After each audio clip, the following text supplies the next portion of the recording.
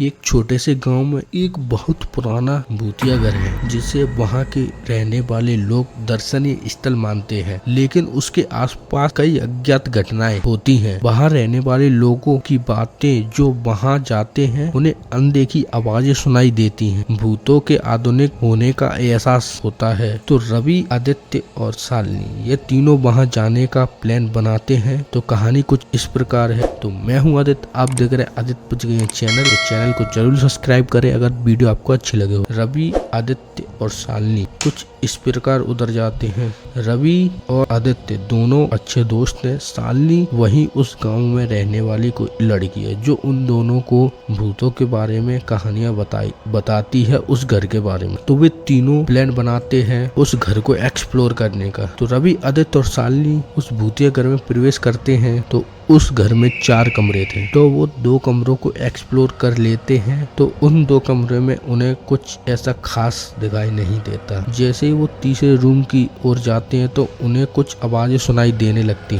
जैसे कि कोई चिल्ला रहा हो। और तीसरे रूम में जैसे इंटर किया तो उन्हें अचानक लगा कि अंधेरे में कोई अनजान महिला दिखाई दी है और अचानक बंद दरवाजे की आवाजें सुनाई दी और दरवाजा भी बंद हो गया। यह सभी उन्हें डराना चाहता है, लेकिन उस भूतिया घर का रहस्य खोलने के लिए उन्हें समझना पड़ेगा कि ये बात क्या है। रवि अंत में उन सारे दोस्तों को खुद एक भूतिया कहानी के बीच फंसे हुए पाते हैं। उन्हें यह अनुभव कराना पड़ता है कि यह भूतिया घर केवल उनके मानसिक स्थिति और उनके डरों का प्रतिबिंब है और वास्तव में कोई प्रेत नहीं है। क्या यह उनका मानना सही था?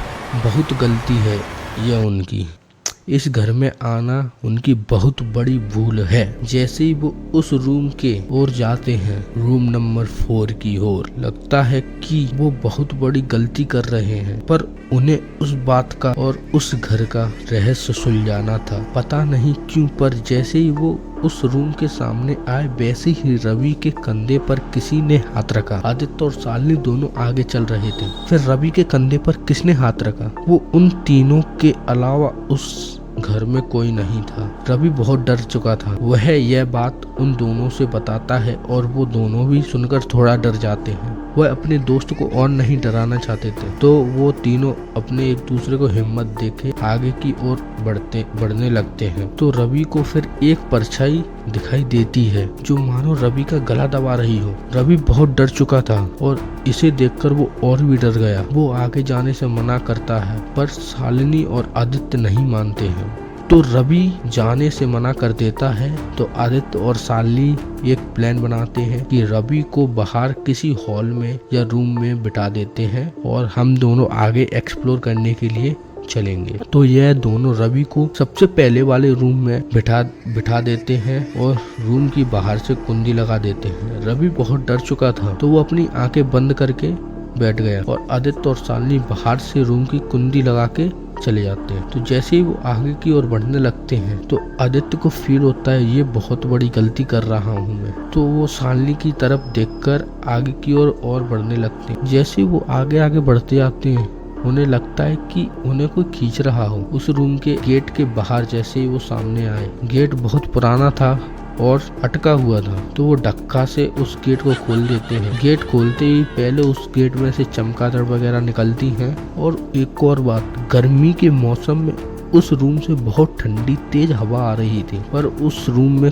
कोई ऐसी हवा कैसे आ सकती? वो उस रूम में अंदर घुसते हैं और चारों तरफ देखते हैं। तो आदित्य की खिड़की की साइड आंखें जाती हैं तो देखता है कोई आगे औरत सी खड़ी है और उसकी लाल आंखें हैं। उस कमरे में एक कोने में देखा तो कोई तो था, उसको साफ दिखाई नहीं दे रहा था। जैसे ही वो उसके पास गया तो कोई तो था। तो जैसे आदित्य ने उस औरत के कंधे पर हाथ रखा तो औरत ने पीछे मुड़कर देखा तो वो कोई और नहीं, शालिनी ही थी। जैसे ही उसने उसे देखा तो आदित्य के होश उड़ गए। तो फिर बाहर से उसे कौन लेके आया था? अगर वो शालिनी ही थी तो बाहर से उसे कौन लेके आया? वो कहानियां उसे किसने सुनाई? और बाहर उसका दोस्त है वो सही सलामत है या नहीं? यही बात उसके मन में घूम रही थी और वो इस बात को सोच सोच कर डर से हिल भी नहीं पा रहा था।